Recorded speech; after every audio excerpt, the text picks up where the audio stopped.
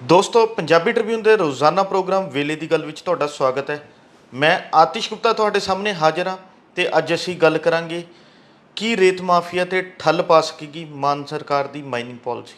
ਸਾਡੇ ਨਾਲ ਇਸ ਬਾਰੇ ਗੱਲਬਾਤ ਕਰਨ ਲਈ ਵਿਸ਼ੇਸ਼ ਤੌਰ ਤੇ ਹਾਜ਼ਰ ਨੇ ਸਾਡੇ ਸੀਨੀਅਰ ਪੱਤਰਕਾਰ ਸ਼੍ਰੀ ਦਵਿੰਦਰਪਾਲ ਜੀ। ਦਵਿੰਦਰ ਜੀ, ਤੁਹਾਡਾ ਬਹੁਤ ਬਹੁਤ ਸਵਾਗਤ ਹੈ ਜੀ। ਸ਼ੁਕਰੀਆ ਜੀ। ਦਵਿੰਦਰ ਜੀ, ਕਿਸੇ ਵੀ ਵਿਅਕਤੀ ਨੂੰ, ਕਿਸੇ ਵੀ ਬੰਦੇ ਨੂੰ ਆਪਣਾ ਜੀਵਨ ਜਿਉਣ ਲਈ ਰੋਟੀ, ਕੱਪੜਾ, ਮਕਾਨ, ਇਹ ਤਿੰਨ ਚੀਜ਼ਾਂ ਦੀ ਅਹਿਮ ਲੋੜ ਰਹਿੰਦੀ ਹੈ। ਤੇ ਗੱਲ ਕਰੀਏ ਮੌਜੂਦਾ ਸਮੇਂ ਦੇ ਵਿੱਚ ਮਹਿੰਗਾਈ ਦੇ ਦੌਰ ਕਰਕੇ ਜਿਹੜਾ ਹੈਗਾ ਤਿੰਨੋਂ ਚੀਜ਼ਾਂ ਹਾਸਲ ਕਰਨਾ ਇੱਕ ਮਨੁੱਖ ਲਈ ਬਹੁਤ ਔਖਾ ਹੋ ਚੁੱਕਾ ਹੈ। ਤੇ ਉਸ ਦੇ ਵਿੱਚ ਜੇ ਦੇਖੀਏ ਰੋਟੀ ਤੇ ਕੱਪੜੇ ਦਾ ਸਿੱਧਾ ਤਾਲੁਕ ਜਿਹੜਾ ਹੈਗਾ ਮਹਿੰਗਾਈ ਨਾਲ ਹੈ, ਪਰ ਜੇ ਮਕਾਨ ਦੀ ਗੱਲ ਕਰੀਏ ਮਹਿੰਗਾਈ ਦੇ ਨਾਲ ਨਾਲ ਜਿਹੜਾ ਸਾਡੇ ਸਮਾਜ 'ਚ ਇੱਕ ਮਾਫੀਆ ਫੈਲਿਆ ਹੋਇਆ, ਉਸ ਕਰਕੇ ਬਹੁਤ ਹੀ ਜਿਹੜਾ ਆਮ ਬੰਦੇ ਨੂੰ ਔਖਾ ਹੋ ਚੁੱਕਾ। ਤੇ ਅੱਜ ਮਾਨ ਸਰਕਾਰ ਵੱਲੋਂ ਜਿਹੜਾ ਹੈਗਾ ਕੈਬਨਿਟ ਦੀ ਮੀਟਿੰਗ ਕੀਤੀ ਗਈ, ਜਿਸ 'ਚ ਜਿੱਥੇ ਮਾਈਨਿੰਗ ਪਾਲਿਸੀ ਦੇ ਵਿੱਚ ਅਮੈਂਡਮੈਂਟ ਕੀਤੀ ਗਈ ਹੈ, ਉੱਥੇ ਹੀ ਕ੍ਰੈਸ਼ਰ ਪਾਲਿਸੀ ਲਿਆਂਦੀ ਗਈ ਹੈ। ਪਹਿਲਾਂ ਤਾਂ ਅਸੀਂ ਜਾਣਨਾ ਚਾਹਾਂਗੇ ਮੌਜੂਦਾ ਸਮੇਂ ਦੇ ਵਿੱਚ ਜਿਹੜੇ ਮਾਈਨਿੰਗ ਮਾਫੀਆ ਦਾ ਬਹੁਤ ਰੌਲਾ ਚੱਲ ਰਿਹਾ ਸੀ, ਇਹ ਚੋਣਾਂ 'ਚ ਵੀ ਇੱਕ ਮੁੱਦਾ ਬਣਿਆ ਰਿਹਾ ਵੀ ਕਿ ਮੌਜੂਦਾ ਸਮੇਂ ਮਾਈਨਿੰਗ ਦੇ ਕੀ ਹਾਲਾਤ ਸੀ, ਕਿਹੋ ਜਿਹਾ ਮਾਹੌਲ ਸੀ ਪੰਜਾਬ 'ਚ। ਦੇਖੋ, ਜੇ ਅਸੀਂ ਥੋੜ੍ਹਾ ਜਿਹਾ ਪਿਛਲਾ ਐਨਾਲਿਸਿਸ ਕਰੀਏ ਤਾਂ ਅਸੀਂ ਦੇਖਦੇ ਵੀ ਦੋ ਪਾਰਟੀਆਂ ਤੇ ਤਿੰਨ ਸਰਕਾਰਾਂ, ਜੀ। ਦੋ ਅਕਾਲੀ ਦਲ ਦੀਆਂ ਸੀ, ਇੱਕ ਕਾਂਗਰਸ ਦੀ ਸਰਕਾਰ ਸੀ, ਉਹ 'ਚ ਦੋ ਮੁੱਖ ਮੰਤਰੀ ਸੀ।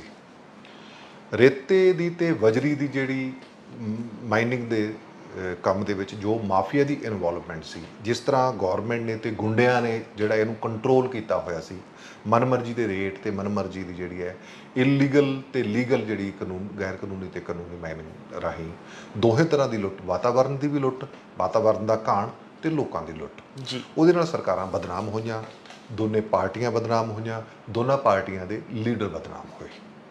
ਇਸ ਲਈ ਆਮ ਆਦਮੀ ਪਾਰਟੀ ਦੀ ਸਰਕਾਰ ਲਈ ਬਹੁਤ ਵੱਡਾ ਇਹ ਚੈਲੰਜ ਹੈ, ਮੈਂ ਕਹੂੰਗਾ ਵੀ ਇੱਕ ਫੂਲ ਪ੍ਰੂਫ ਮਾਈਨਿੰਗ ਪਾਲਿਸੀ ਲਿਆਉਣੀ, ਜਿਹਦੇ ਨਾਲ ਲੋਕਾਂ ਨੂੰ ਰੇਤਾ ਤੇ ਬਜਰੀ ਘਰ ਬਣਾਉਣ ਵਾਸਤੇ ਜਾਂ ਹੋਰ ਵੱਡੇ ਕੰਸਟਰਕਸ਼ਨ ਦੇ ਕੰਮ ਹੈ, ਚਾਹੇ ਸੜਕਾਂ ਬਣਦੀਆਂ, ਚਾਹੇ ਪੁਲ ਬਣਦੇ ਹੈ, ਚਾਹੇ ਵੱਡੀਆਂ ਸਰਕਾਰੀ ਇਮਾਰਤਾਂ ਬਣਦੀਆਂ ਨੇ, ਸਹੀ ਵਾਜਬ ਰੇਟ ਤੇ ਇਹ ਮਟੀਰੀਅਲ ਜਿਹੜਾ ਹੈ, ਇਹ ਸਮੱਗਰੀ ਉਪਲਬਧ ਹੋਵੇ। ਦੂਜਾ, ਇਲੀਗਲ ਮਾਈਨਿੰਗ ਰੁਕੇ, ਵਾਤਾਵਰਨ ਦੀ ਜਿਹੜੀ ਇਹ ਸਾਂਭ ਸੰਭਾਲ ਹੋਵੇ, ਉਹਦੀ ਪ੍ਰੋਟੈਕਸ਼ਨ ਹੋਵੇ, ਉਹ ਬਚੇ। ਤੇ ਤੀਜਾ ਸਭ ਤੋਂ ਵੱਡਾ ਹੈਗਾ ਵੀ ਗੌਰਮੈਂਟ ਨੂੰ ਇਹਦੇ ਤੋਂ ਪੈਸਾ ਮਿਲੇ, ਇਹਦੇ 'ਚ ਰੈਵਨਿਊ ਜਨਰੇਟ ਹੋ ਗਈ, ਜਿਹੜਾ ਕਿ ਪਹਿਲੀਆਂ ਗੌਰਮੈਂਟਾਂ 'ਚ ਮਸਾਂ ਸਾਲ ਦਾ 50-60 ਕਰੋੜ ਰੁਪਈਆ, 100 ਕਰੋੜ ਰੁਪਈਆ ਰੈਵਨਿਊ ਜਨਰੇਟ ਹੁੰਦਾ ਸੀ। ਹਾਲਾਂਕਿ ਦੋਸ਼ ਇਹ ਲੱਗਦੇ ਨੇ ਵੀ ਹਜ਼ਾਰਾਂ ਕਰੋੜ ਰੁਪਈਆ ਜਿਹੜਾ ਹੈ ਉਹ ਮਾਫੀਆ ਦੇ ਢਿੱਡ 'ਚ ਜਾਂਦਾ ਹੈ, ਮਾਫੀਆ ਦੀਆਂ ਤਜੋਰੀਆਂ 'ਚ ਜਾਂਦਾ ਹੈ। ਤੇ ਰਾਜਨੀਤਿਕ ਪਾਰਟੀਆਂ ਆਪਣੀ ਪੋਲੀਟੀਕਲ ਫੰਡਿੰਗ ਲਈ ਹਰ ਵਾਰ ਚੋਣਾਂ ਲੜਨ ਲਈ ਰੇਤੇ ਨੂੰ ਜਿਹੜਾ ਉਹਨਾਂ ਨੇ ਇੱਕ ਵੱਡਾ ਜ਼ਰੀਆ ਬਣਾਇਆ ਹੋਇਆ ਪੈਸਾ ਕਮਾਉਣ ਦਾ। ਜੀ। ਜਿਵੇਂ ਮਿਸਾਲ ਦੇ ਤੌਰ ਤੇ ਤੁਸੀਂ ਦੇਖੋ ਵੀ ਚਰਨਜੀਤ ਸਿੰਘ ਚੰਨੀ ਜਦੋਂ ਮੁੱਖ ਮੰਤਰੀ ਬਣੇ, ਪੰਜਾਬ ਭਰ ਦੇ ਵਿੱਚ ਬੋਰਡ ਲਗਾ ਦਿੱਤੇ ਗਏ ਵੀ 5 ਰੁਪਏ ਕਿਊਬਿਕ ਫੀਟ ਦੇ ਹਿਸਾਬ ਨਾਲ ਅਸੀਂ ਜਿਹੜਾ ਰੇਤਾ ਦੇਵਾਂਗੇ। ਜੀ। 5 ਰੁਪਏ ਤਾਂ ਮਿਲਿਆ ਨਹੀਂ ਉਹਨਾਂ, ਉਸ ਦੌਰ ਦੇ ਵਿੱਚ ਵੀ 20 ਰੁਪਏ, 22 ਰੁਪਏ, 25 ਰੁਪਏ ਤੱਕ ਜਿਹੜਾ ਉਹ ਕਿਊਬਿਕ ਫੁੱਟ ਜਿਹੜਾ ਉਹ ਰੇਤ ਜਿਹੜਾ ਹੈ ਉਹ ਲੋਕਾਂ ਨੂੰ ਖਰੀਦਣਾ ਪੈ ਰਿਹਾ ਸੀ। ਹੁਣ ਜਦੋਂ ਆਮ ਆਦਮੀ ਪਾਰਟੀ ਦੀ ਸਰਕਾਰ ਮਾਰਚ 'ਚ ਹੋਂਦ ਆ ਗਈ ਸੀ, ਭਗਵੰਤ ਮਾਨ ਨੇ 16 ਮਾਰਚ ਨੂੰ ਸਹੁੰ ਚੁੱਕ ਲਈ ਸੀ ਮੁੱਖ ਮੰਤਰੀ ਵਜੋਂ, ਤਾਂ ਤਕਰੀਬਨ 5 ਮਹੀਨੇ ਜਿਹੜਾ ਹੈ ਇਸ ਸਰਕਾਰ ਨੂੰ ਪਾਲਿਸੀ ਲਿਆਉਣ ਤੇ ਲੱਗ ਗਏ। ਜੀ। ਉਸ ਪਾਲਿਸੀ ਹਾਲਾਂਕਿ ਤਿਆਰ ਹੋਈ ਨੂੰ ਤੇ ਵੀ 2-3 ਮਹੀਨੇ ਹੋ ਗਏ। ਪਹਿਲਾਂ ਸੰਗਰੂਰ ਬਾਈ ਇਲੈਕਸ਼ਨ ਕਰਕੇ ਇਹ ਪਾਲਿਸੀ ਜਿਹੜੀ ਹੈ ਲਿਆਂਦੀ ਨਹੀਂ ਜਾ ਸਕੀ। ਸਰਕਾਰ ਨੂੰ ਫੀਅਰ ਸੀ, ਇੱਕ ਡਰ ਸੀ ਵੀ ਕਿਤੇ ਇਹਦਾ ਨੈਗੇਟਿਵ ਇੰਪੈਕਟ ਨਾ ਪੈ ਜਾਏ। ਅੱਜ ਜਿਹੜੀ ਪਾਲਿਸੀ ਜਿਹੜੀ ਹੈ ਪੰਜਾਬ ਮੰਤਰੀ ਮੰਡਲ ਨੇ ਅਪਰੂਵ ਕੀਤੀ ਹੈ, ਮੁੱਢਲੇ ਤੌਰ ਤੇ ਦੇਖਣ ਤੋਂ ਲੱਗਦਾ ਹੈ ਵੀ ਕੁਝ ਜਿਹੜੇ ਨੇ ਫੀਚਰਸ ਨੇ ਜਿਹੜੇ ਨੇ ਉਹ ਪਬਲਿਕ ਦੇ ਹਿੱਤ 'ਚ ਵੀ ਨੇ, ਵਾਤਾਵਰਨ ਦੇ ਹਿੱਤ 'ਚ ਵੀ ਨੇ, ਤੇ ਸਰਕਾਰ ਦੇ ਹਿੱਤ 'ਚ ਵੀ ਜਾ ਸਕਦੇ ਨੇ ਜੇ ਉਹਦੇ ਤੋਂ ਰੈਵਨਿਊ ਆ ਜਾਏ। ਜੀ। ਬਸ਼ਰਤੇ ਇਹਦੇ ਵਿੱਚ ਮਾਫੀਆ ਦੀ ਇਨਵੋਲਵਮੈਂਟ ਨਾ ਹੋਵੇ, ਰਾਜਨੀਤਿਕ ਬੰਦਿਆਂ ਦੀ ਦਖਲਅੰਦਾਜ਼ੀ ਨਾ ਹੋਵੇ, ਇਲੀਗਲ ਮਾਈਨਿੰਗ ਨਾ ਹੋਵੇ। ਜੀ। ਪਰ ਨਾਲ ਇਹ ਕੰਡੀਸ਼ਨਸ ਨੇ ਜਿਹੜੀਆਂ ਇਹ ਜ਼ਰੂਰੀ ਨੇ, ਇਹਨਾਂ ਤੇ ਕਾਇਮ ਰਹਿਣਾ, ਗੌਰਮੈਂਟ ਦਾ ਇਹਦੀ ਪੈਰਵੀ ਕਰਨਾ, ਰਾਜਨੀਤਿਕ ਬੰਦਿਆਂ ਦਾ, ਖਾਸ ਕਰਕੇ ਹਲਕਿਆਂ ਦੇ ਐਮਐਲਏਆਂ ਦਾ ਉਹਨਾਂ ਦਾ ਕੰਟਰੋਲ ਜਿਹੜਾ ਹੈ ਉਹ ਨਾ ਹੋਵੇ, ਉਹਦੇ 'ਚ ਦਖਲ ਨਾ ਹੋਵੇ। ਜੀ। ਜਿਵੇਂ ਅੱਜ ਪਾਲਿਸੀ ਦੇ ਵਿੱਚ ਇਹਨਾਂ ਨੇ ਡਿਕਲੇਅਰ ਕੀਤਾ ਵੀ ਅਸੀਂ 9 ਰੁਪਏ ਕਿਊਬਿਕ ਫਿਟ ਜਿਹੜਾ ਹੈ ਉਹ ਰੇਤੇ ਦੀ ਖੱਡ ਤੋਂ ਜਿਹੜਾ ਹੈ ਇੱਕ ਅਸੀਂ ਰੇਤਾ ਦੇਵਾਂਗੇ। ਟਰਾਂਸਪੋਰਟੇਸ਼ਨ ਦਾ ਖਰਚਾ ਜਿਹੜਾ ਉਹ ਵੱਖਰਾ ਜੀ ਉਹਨੂੰ ਖਪਤਕਾਰ ਨੂੰ ਜਿਹੜਾ ਉਹ ਦੇਣਾ ਪਊਗਾ। ਇਸ ਹਿਸਾਬ ਨਾਲ ਅਸੀਂ ਲਾ ਲਈਏ ਤਾਂ ਜਿਹੜਾ 20-22 ਰੁਪਏ ਦੇ ਨੇੜੇ ਤੇੜੇ 18-20-22 ਦੇ ਨੇੜੇ ਤੇੜੇ ਜਿਹੜਾ ਹੈ ਕਿਊਬਿਕ ਫੀਟ ਉਹ ਰੇਤਾ ਜਿਹੜਾ ਹੈ ਉਹ ਖਪਤਕਾਰ ਨੂੰ ਉਪਲਬਧ ਹੋ ਜੂ।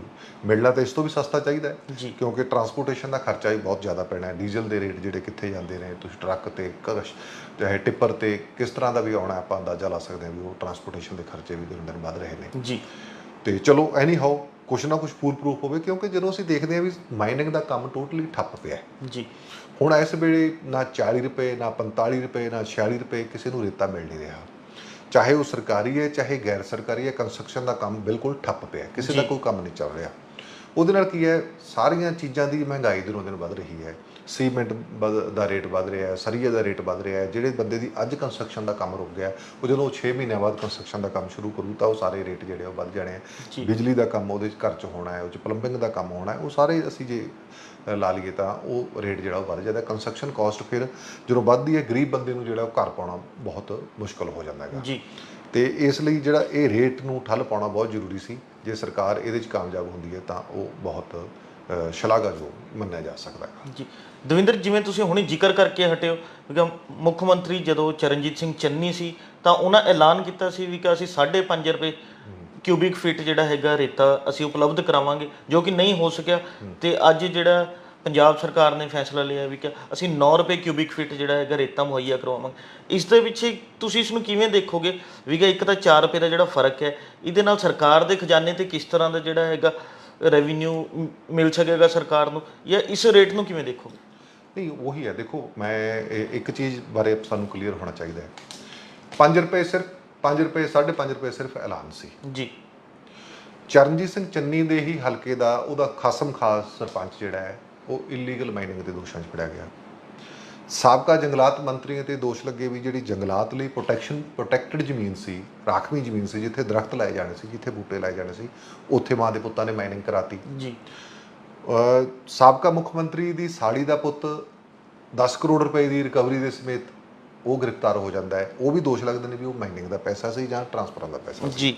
ਤਾਂ ਇਸ ਤਰ੍ਹਾਂ ਨਾਲ ਅਸੀਂ ਦੇਖਦੇ ਹਾਂ ਵੀ ਰਾਜਨੀਤਿਕ ਬੰਦਿਆਂ ਦੇ ਦਾਅਵਿਆਂ ਤੇ ਹਕੀਕਤਾਂ 'ਚ ਜ਼ਮੀਨ ਅਸਮਾਨ ਦਾ ਫਰਕ ਹੈ। ਜੀ। ਉਹ ਪੈਸਾ ਕਿੱਥੋਂ ਆਇਆ, ਕਿਵੇਂ ਆਇਆ, ਚਰਨਜੀਤ ਸਿੰਘ ਚੰਨੀ ਅੱਜ ਤੱਕ ਸਪਸ਼ਟ ਨਹੀਂ ਕਰ ਸਕੇ, ਨਾ ਹੀ ਉਹਨਾਂ ਦੇ ਰਿਸ਼ਤੇਦਾਰ ਸਪਸ਼ਟ ਕਰ ਸਕੇ ਨੇ। ਇਸ ਲਈ ਇੱਕ ਤਾਂ ਜਿਹੜਾ ਉਹਨਾਂ ਦਾ ਐਲਾਨ ਸੀ ਉਹ ਸਿਰਫ ਐਲਾਨ ਸੀ। ਜੀ। ਨਾ ਉਹ ਗੌਰਮੈਂਟ ਨੂੰ ਰੈਵਨਿਊ ਆਇਆ, ਨਾ ਉਹ ਲੋਕਾਂ ਨੂੰ ਜਿਹੜਾ ਹੈ ਉਹ ਵਾਜਬ ਦਰਾਂ ਤੇ ਰੇਤ ਮੁਹੱਈਆ ਹੋਈ, ਨਾ ਹੀ ਗੈਰ ਕਾਨੂੰਨੀ ਮਾਈਨਿੰਗ ਨੂੰ ਜਿਹੜੀ ਅਸੀਂ ਕਹਿ ਦਈਏ ਠੱਲ ਪਈ। ਜੀ। ਇਹੀ ਹਾਲ ਅਕਾਲੀ ਦਲ ਦੀ ਗੌਰਮੈਂਟ ਵੇਲੇ ਸੀ। ਬੜੀਆਂ ਕੈਬਨਿਟ ਮੀਟਿੰਗਾਂ 'ਚ ਡਿਸਕਸ਼ਨ ਹੋਈ। ਜਦੋਂ ਸਰਕਾਰ ਦੀ ਜਾਂ ਪਾਰਟੀ ਦੀ ਬਹੁਤ ਜ਼ਿਆਦਾ ਬਦਨਾਮੀ ਹੁੰਦੀ ਸੀ, ਅਕਾਲੀ ਦਲ ਦੀਆਂ ਕੋਰ ਕਮੇਟੀਜ਼ ਦੀਆਂ ਮੀਟਿੰਗਾਂ ਦੇ ਵਿੱਚ ਵੀ ਇਹ ਡਿਸਕਸ਼ਨ ਹੁੰਦੀ ਸੀ ਵੀ ਰੇਤ ਕਰਕੇ, ਬਜਰੀ ਦੀ ਕਾਲਾਬਾਜ਼ਾਰੀ ਕਰਕੇ, ਮਾਫੀਆ ਦੀ ਪਕੜ ਕਰਕੇ, ਸਰਕਾਰ ਤੇ ਪਾਰਟੀ ਦੇ ਵਿੱਚ ਤੇ ਮਾਈਨਿੰਗ ਦੇ ਵਿੱਚ ਮਾਫੀਆ ਦੀ ਇੰਟਰਵੈਂਸ਼ਨ ਹੋਣ ਕਰਕੇ, ਕੰਟਰੋਲ ਹੋਣ ਕਰਕੇ ਸਰਕਾਰ ਦੀ ਪਾਰਟੀ ਦੀ ਬਦਨਾਮੀ ਹੋ ਰਹੀ ਹੈ। ਜੀ। ਪਰ ਸਾਰੀਆਂ ਮੀਟਿੰਗਾਂ ਦੇ ਵਿੱਚ ਜੋ ਫੈਸਲੇ ਹੁੰਦੇ ਸੀ ਉਹਦਾ ਕੋਈ ਨਿਚੋੜ ਨਹੀਂ ਨਿਕਲਿਆ, ਕੋਈ ਜਿਹੜਾ ਉਹ ਉਸਾਰੂ ਸਿੱਟਾ ਨਹੀਂ ਨਿਕਲਿਆ। ਜੀ। ਕਹਿੰਦੇ ਸਰਕਾਰ ਰੇਤਾ ਵੇਚੂ, ਮੰਡੀ ਬੋਰਡ ਵੇਚੂ, ਉਹ ਵੀ ਰਿਜ਼ਲਟ ਨਹੀਂ ਨਿਕਲਿਆ। ਮਤਲਬ ਇਸ ਇਹ ਕਹਿ ਲਈਏ ਵੀ ਜਿਹੜੇ ਹੁਣ ਤੱਕ ਦੀਆਂ ਸਰਕਾਰਾਂ ਸੀ, ਜਾਂ ਤਾਂ ਉਹਨਾਂ ਦੀ ਨੀਅਤ 'ਚ ਖੋਟ ਸੀ ਜਾਂ ਲਾਗੂ ਕਰਨ ਦੇ ਵਿੱਚ ਬਹੁਤ ਵੱਡੀ ਪ੍ਰੋਬਲਮ ਹੈ। ਇਸੇ ਕਰਕੇ ਕਹਿੰਦੇ ਵੀ ਆਮ ਆਦਮੀ ਪਾਰਟੀ ਦੇ ਲਈ ਚੈਲੰਜ ਸਭ ਤੋਂ ਵੱਡਾ ਇਹ ਹੈ ਵੀ 9 ਰੁਪਏ ਠੀਕ ਹੈ ਐਲਾਨ ਤਾਂ, ਜੀ, ਜੇ ਲਾਗੂ ਹੋ ਜਾਂਦਾ ਹੈ ਤਾਂ ਵੈਲ ਐਂਡ ਗੁੱਡ, ਬਹੁਤ ਵਧੀਆ ਹੈ। ਜੀ। ਹੁਣ ਇਹ ਲਾਗੂ ਹੋਣ ਤੇ ਇਹ ਆਪਾਂ ਨੂੰ ਪਤਾ ਲੱਗੂ ਮਾਈਨਿੰਗ ਪਹਿਲੇ ਫਿਲਹਾਲ ਤਾਂ ਮਾਈਨਿੰਗ ਬੰਦ ਹੈ। ਬਿਲਕੁਲ 15 ਸਤੰਬਰ ਤੱਕ ਤਾਂ ਮਾਈਨਿੰਗ ਚੱਲ ਨਹੀਂ ਸਕਦੀ ਕਿਉਂਕਿ ਮੌਨਸੂਨ ਦਾ ਸੀਜ਼ਨ ਹੈ, ਮੀਂਹ ਪੈ ਰਹੇ ਨੇ, ਦਰਿਆ ਸਾਰੇ ਪਾਣੀ ਨਾਲ ਭਰੇ ਹੋਏ ਨੇ, ਰੇਤੇ ਦੀਆਂ ਖੱਡਾਂ ਪਾਣੀ ਨਾਲ ਭਰੀਆਂ ਹੋਈਆਂ ਨੇ। ਇਸ ਲਈ ਰੇਤਾ ਕਿਤੋਂ ਕਿਤਾਈ ਨਿਕਲਦਾ ਜਿੱਥੇ ਪਾਣੀ ਨਹੀਂ ਭਰ ਸਕਦਾ। ਅਦਰਵਾਈਜ਼ ਖਨਨ ਦਾ ਕੰਮ ਹੈ, ਜਿਹੜਾ ਮਾਈਨਿੰਗ ਦਾ ਕੰਮ ਹੈ, ਤਕਰੀਬਨ ਠੱਪ ਪਿਆ ਹੈਗਾ। ਜੀ। ਦਵਿੰਦਰ ਜੀ, ਅੱਜ ਇਹ ਪਾਲਿਸੀ ਦੇ ਵਿੱਚ ਇੱਕ ਹੋਰ ਗੱਲ ਦਾ ਜ਼ਿਕਰ ਕੀਤਾ ਗਿਆ ਵੀ ਰੇਤੇ ਦੀਆਂ ਖੱਡਾਂ ਤੇ ਹੁਣ ਪ੍ਰਾਈਵੇਟ ਠੇਕੇਦਾਰ ਨਹੀਂ, ਮਾਈਨਿੰਗ ਵਿਭਾਗ ਦੇ ਅਧਿਕਾਰੀ ਬੈਠਣਗੇ, ਜੋ ਕਿ ਕਿੰਨੇ ਟਿੱਪਰ ਨਿਕਲ ਰਹੇ ਹੈ, ਕਿੰਨਾ ਰੇਤਾ ਨਿਕਲ ਰਿਹਾ, ਕੀ ਹਿਸਾਬ ਨਾਲ ਨਿਕਲ ਰਿਹਾ, ਉਹਦਾ ਸਾਰਾ ਰਿਕਾਰਡ ਰੱਖਣਗੇ, ਉਹਦੀ ਅਦਾਇਗੀ ਜਿਹੜੀ ਹੈਗੀ ਹੈ ਉਹ ਆਪ ਖੁਦ ਕਰਵਾਉਣਗੇ। ਇਸ ਨੂੰ ਕਿਵੇਂ ਦੇਖੋਗੇ? ਦੇਖੋ, ਅਸੀਂ ਜਦੋਂ ਕਹਿੰਦੇ ਵੀ ਇੱਕ ਚੀਜ਼ ਸਰਕਾਰੀ ਕੰਟਰੋਲ ਦੇ ਵਿੱਚ ਹੋਵੇ, ਜੀ। ਦਿੱਲੀ ਦੇ ਵਿੱਚ ਸ਼ਰਾਬ ਦੇ ਠੇਕੇ ਜਿਹੜੇ ਆ ਉਹ ਸਰਕਾਰੀ ਕੰਟਰੋਲ ਸੀ, ਫਿਰ ਇਹਨਾਂ ਨੇ ਪ੍ਰਾਈਵੇਟ ਕੰਟਰੋਲ 'ਚ ਕੀਤੇ। ਜਦੋਂ ਪ੍ਰਾਈਵੇਟ ਕੰਟਰੋਲ ਤੋਂ ਬਾਅਦ CBI ਜਾਂਚ ਹੋ ਗਈ, ਫਿਰ ਐਕਸਾਈਜ਼ ਪਾਲਿਸੀ ਵੀ ਜਿਹੜੀ ਹੈ ਉਹ ਰੱਦ ਕਰ ਦਿੱਤੀ ਰਾਤੋਂ ਰਾਤ। ਹੁਣ ਇੱਕ ਤਾਂ ਇਹ ਉਦਾਹਰਨ ਹੈ ਸਾਡੇ ਕੋਲ। ਦੂਜੀ ਉਦਾਹਰਨ ਇਹ ਹੈ ਵੀ ਕੀ ਸਾਡੇ ਕੋਲ ਇੰਨੀ ਮੈਨ ਪਾਵਰ ਹੈਗੀ? ਮਾਈਨਿੰਗ ਡਿਪਾਰਟਮੈਂਟ ਜਿਹੜਾ ਹੈ, ਮੈਜੋਰਟੀ ਬੰਦੇ ਹੇਠਾਂ ਤੋਂ ਲੈ ਕੇ ਉੱਪਰ ਤੱਕ ਕਰਪਟ ਨੇਗੇ, ਸਾਰਿਆਂ ਦੀ ਠੇਕੇਦਾਰਾਂ ਨਾਲ ਸਾਰਿਆਂ ਨਾਲ ਮਿਲੀ ਭੁਗਤ ਹੈਗੀ। ਕਿ ਉਹ ਉੱਥੇ ਤੁਸੀਂ ਬੰਦੇ ਕਿਹੋ ਜਿਹੇ ਬੰਦੇ ਲਾਓਗੇ, ਕੌਣ ਹੋਣਗੇ, ਉਹਦਾ ਕੀ ਉੱਥੇ ਕੈਮਰਿਆਂ ਨਾਲ ਹੀ ਨਿਗਰਾਨੀ ਹੋਊਗੀ ਜਾਂ ਕਿਸ ਤਰ੍ਹਾਂ ਦੀ ਨਿਗਰਾਨੀ ਹੋਊਗੀ, ਇਹ ਬਹੁਤ ਵੱਡੇ ਡੂੰਘੇ ਸਵਾਲ ਨੇ। ਜੀ ਹਾਲਾਂਕਿ ਪਿਛਲੀ ਗਵਰਨਮੈਂਟ ਨੇ ਇੱਕ ਪੰਜਾਬ ਪੁਲਿਸ ਦਾ ਵੀ ਇੱਕ ਮਾਈਨਿੰਗ ਦਾ ਵਿੰਗ ਪੂਰੇ ਦਾ ਪੂਰਾ ਖੜਾ ਕਰ ਦਿੱਤਾ ਸੀ। ਬਿਲਕੁਲ ਏਡੀਜੀਪੀ ਮਿਸਟਰ ਢੋਕੇ ਦੀ ਅਗਵਾਈ ਦੇ ਹੇਠੋਂ ਪੂਰੇ ਦਾ ਪੂਰਾ ਇੱਕ ਵਿੰਗ ਖੜਾ ਕਰ ਦਿੱਤਾ ਸੀ ਜਿਹੜਾ ਮਾਈਨਿੰਗ ਨਾਲ ਅਟੈਚ ਕਰਤਾ ਸੀ। ਜੀ ਮੈਂ ਇਹੀ ਕਹਿੰਦਾ ਵੀ ਜਿਹੜਾ ਤਾਂ ਅਸੀਂ ਜਦੋਂ ਪਿਛਲੇ ਤਜਰਬਿਆਂ ਦੀ ਗੱਲ ਕਰਦੇ ਹਾਂ ਉਦੋਂ ਤਾਂ ਦਾਅਵੇ ਤੇ ਹਕੀਕਤਾਂ 'ਚ ਜ਼ਮੀਨ ਅਸਮਾਨ ਦਾ ਫਰਕ ਦਿਖਾਈ ਦਿੰਦਾ ਹੈਗਾ। ਜੀ ਇਸ ਲਈ ਇਸ ਗਵਰਨਮੈਂਟ ਦਾ ਹੁਣ ਅਸੀਂ ਇਹ ਦੇਖਾਂਗੇ ਵੀ ਇਹ ਉੱਥੇ ਤਾਇਨਾਤੀ ਕਰਕੇ ਉਹ ਬੰਦੇ ਇਮਾਨਦਾਰ ਲਾਉਂਦੀ ਹੈ ਜਾਂ ਉਹਨਾਂ ਬੰਦਿਆਂ ਦੀ ਮਨਸ਼ਾ ਕੀ ਹੋਊ, ਕਿਸ ਤਰ੍ਹਾਂ ਦਾ ਸਿਸਟਮ ਜਿਹੜਾ ਅੱਜ ਸਿਰਫ ਐਲਾਨ ਹੈ। ਜੀ ਕੈਬਨਿਟ ਨੇ ਇੱਕ ਪਾਲਿਸੀ ਅਪਰੂਵ ਕੀਤੀ ਹੈ, ਉਹਨੂੰ ਇੰਪਲੀਮੈਂਟੇਸ਼ਨ ਲਈ ਕਿਹੜੇ-ਕਿਹੜੇ ਅੜਿੱਕੇ ਖੜੇ ਹੁੰਦੇ ਨੇ, ਕਿਸ ਤਰ੍ਹਾਂ ਦੀ ਮੈਨ ਪਾਵਰ ਦੀ ਲੋੜ ਹੈ, ਕਿਸ ਤਰ੍ਹਾਂ ਦੀ ਇਨਫਰਾਸਟ੍ਰਕਚਰ ਦੀ ਲੋੜ ਹੈ, ਇਹ ਆਉਣ ਵਾਲੇ ਦਿਨਾਂ 'ਚ ਜਿਹੜਾ ਹੈ ਉਹ ਸਾਹਮਣੇ ਆ ਜਾਊਗਾ।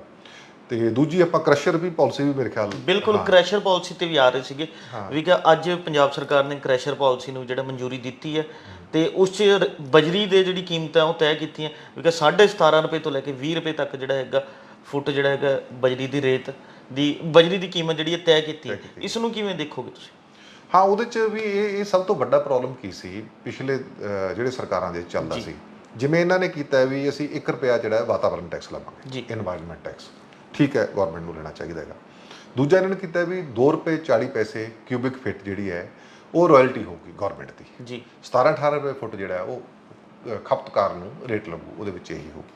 ਪਹਿਲਾਂ ਕੀ ਸੀ ਵੀ 3-3.5 ਰੁਪਏ 4 ਰੁਪਏ ਤੱਕ ਵੀ ਜਿਹੜੀ ਰਾਇਲਟੀ ਲੈਂਦੇ ਇੱਕ ਗੁੰਡਾ ਟੈਕਸ ਸੀ। ਜੀ ਇੱਕ ਗੁੰਡਾ ਟੈਕਸ ਜਿਹੜਾ ਹੈ ਉਹ ਫਿਰ ਗੱਲ ਉੱਥੇ ਆ ਜਾਂਦੀ ਹੈ। ਹੁਣ ਜੇ ਤਾਂ ਉਹ ਗੁੰਡਾ ਟੈਕਸ ਹੋ ਜਾਂਦਾ ਬੰਦ, ਜੀ ਫਿਰ ਤਾਂ ਉਹ 17-18 ਰੁਪਏ ਤੇ ਖਪਤਕਾਰ ਨੂੰ ਪੈ ਜੂ।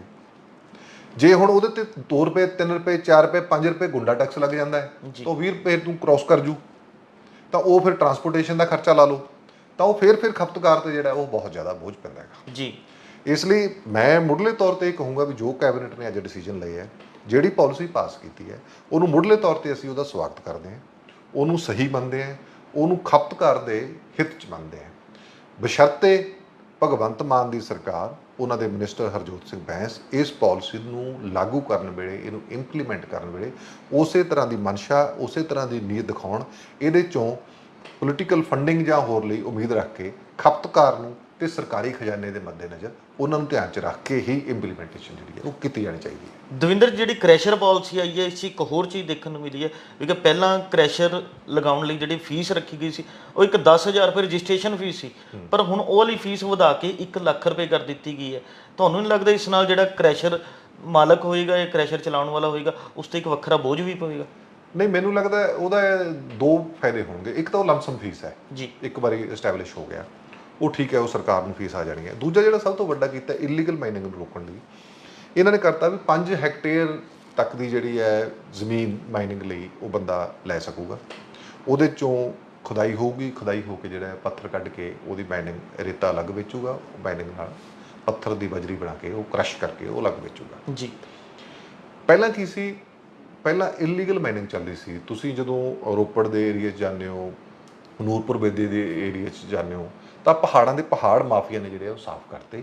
ਉਹ ਸਿਰਫ ਮਾਈਨਿੰਗ ਡਿਪਾਰਟਮੈਂਟ ਨਾਲ ਰਲ ਕੇ, ਪੁਲਿਸ ਨਾਲ ਰਲ ਕੇ, ਸਿਵਲ ਐਡਮਿਨਿਸਟ੍ਰੇਸ਼ਨ ਨਾਲ ਰਲ ਕੇ, ਤੁਸੀਂ ਹੈਰਾਨ ਹੋਵੋਗੇ ਵੀ ਪਿਛਲੀਆਂ ਸਰਕਾਰਾਂ ਦੇ ਵਿੱਚ SHO ਤੋਂ ਲੈ ਕੇ ਇਲਾਕੇ ਦੇ DIG ਤੱਕ, ਪਟਵਾਰੀ ਤੋਂ ਲੈ ਕੇ DC ਤੱਕ, ਮੈਜੋਰਟੀ ਥਾਵਾਂ ਤੇ ਰੇਟ ਫਿਕਸ ਸੀ, ਸਾਰਿਆਂ ਨੂੰ ਮੰਥਲੀ ਜਾਣੀ ਹੀ ਜਾਣੀ ਹੈ। ਜੀ ਇਹਨੂੰ ਰੋਕਣਾ ਸਰਕਾਰ ਲਈ ਬਹੁਤ ਵੱਡਾ ਚੈਲੰਜ ਹੈ, ਜਿਹੜੀ ਕਿ ਰੋਕੀ ਜਾਣੀ ਚਾਹੀਦੀ ਹੈ। ਇਸੇ ਕਰਕੇ ਰੇਤੇ ਦਾ ਤੇ ਬਜਰੀ ਦਾ ਰੇਟ ਜ਼ਿਆਦਾ ਹੈ। ਜੀ ਮਾਈਨਿੰਗ ਦੇ ਵਿੱਚ ਸਭ ਤੋਂ ਵੱਡੀ ਪ੍ਰੋਬਲਮ ਇਹ ਹੈ ਵੀ ਹਰ ਡਿਪਾਰਟਮੈਂਟ ਜਿਹਦੀ ਵੀ ਥੋੜੀ ਬਹੁਤੀ ਵੀ ਇਨਵੋਲਵਮੈਂਟ ਹੈ, ਉਹ ਸਾਰੇ ਵਗਦੀ ਗੰਗਾ ਦੇ ਵਿੱਚ ਹੱਥ ਧੋਣ ਦੀ ਗੱਲ ਛੱਡੋ, ਨਹਾਉਣ ਨੂੰ ਤਿਆਰ ਬੈਠੇ ਰਹਿੰਦੇ ਨੇ।